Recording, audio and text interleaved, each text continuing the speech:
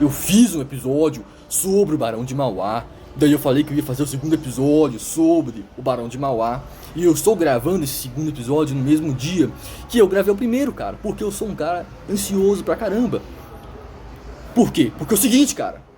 O Barão de Mauá, ele era banqueiro. E meu chapa, quem é que dá a bola pra banqueiro, cara? Mas é o seguinte, cara. Ele era um banqueiro pra lá de especial. Porque foi, na verdade, ali o primeiro banqueiro do Brasil. Claro que tinha ali o Dom João VI, que tinha criado ali o banco em 1808. E quando ele foi embora ali, ele levou todo o dinheiro do banco, meu chapa. E raspou todo o cofre do banco. Aí, cara, surgiu o segundo banco do Brasil. E quem é que criou ali o segundo banco do Brasil, cara? Quem, cara? Quem? Evidentemente que foi o Barão de Mauá, cara. Você já viu no primeiro episódio que ele tinha começado como comerciante e foi crescendo. Ele era um gênio dos negócios. Até que em março de 1851 ele resolveu anunciar, cara, a criação de um banco. Com o discurso dele da criação de um banco espetacular, cara. Porque ele fala sobre a barateza, abundância. Na verdade, ele fez uma das odes dos ingleses.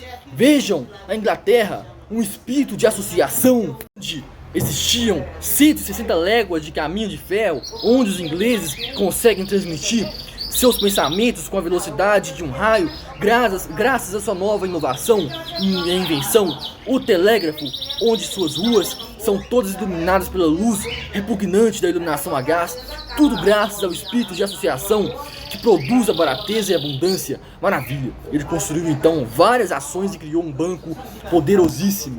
Nesse discurso inaugural, ele já projeta o que queria fazer: caminhos de ferro, fábricas, e ele logo faz a primeira fábrica digna do nome Brasil. E eu já contei essa história no primeiro episódio. Se tu não lembra, vai lá ver, cara. Fiz agora aqui, ó, logo cedo.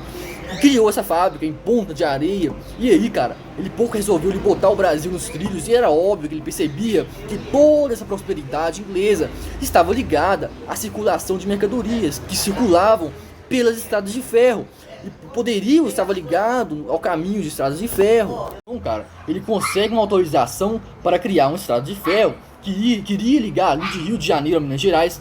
E quando o ouro foi descoberto em Minas Gerais, para trazer o ouro para o Rio de Janeiro, para ser levado para Portugal, onde ia diretamente para a Inglaterra. Tinha ali um caminho que vinha de Paraty, mas Paraty, cara, era um caminho ali muito atacado por piratas, e o caminho também era muito longo, então tinha sido feito outro caminho, cara, da Baía de Guanabara, um lugar ali chamado Porto da Estrela, subia a serra por um caminho por onde hoje é Rio de Janeiro e Petrópolis, chegava em Juiz de Fora, em regiões de Minas, e é óbvio que o Mauá resolveu fazer um estrada de ferro ali.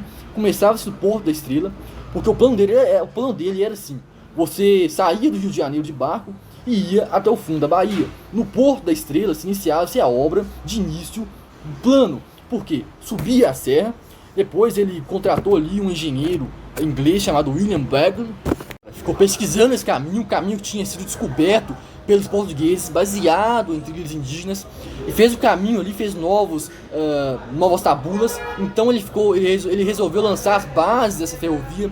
E você também já ouviu essa história aqui no episódio anterior, que ele convidou a nobreza brasileira, no caso ali, carioca. O Brasil ali se restringia à nobreza brasileira. Ele levou o Dom Pedro II para lá e deu de início simbólico ali às obras, deu um cabo de jacarandá para o Dom Pedro II, para que ele desse a primeira pasada, meu irmão. Cara, arrumou um inimigo para todo sempre. Quando inauguraram ali os primeiros 16 quilômetros de ferrovia, antes da subida da serra, ele levou o Dom Pedro II para lá e fez, cara, um discurso espetacular. 20 meses apenas se passaram desde que Vossa Majestade honrou sua augusta presença no primeiro acampamento de operários dessa companhia. Nessa ocasião, coube a essa distinta vontade de depositar nas suas mãos a Vossa Majestade um humilde instrumento de trabalho, uma pá.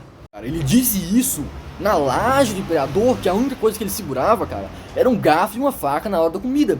E é muito estranho que no mesmo dia, por articulação, ele virou Barão de Mauá. O Visconde do Bom Retiro, que era seu único amigo que ele tinha na corte, ele vai te fazer Barão de Mauá. E de fato fez barão.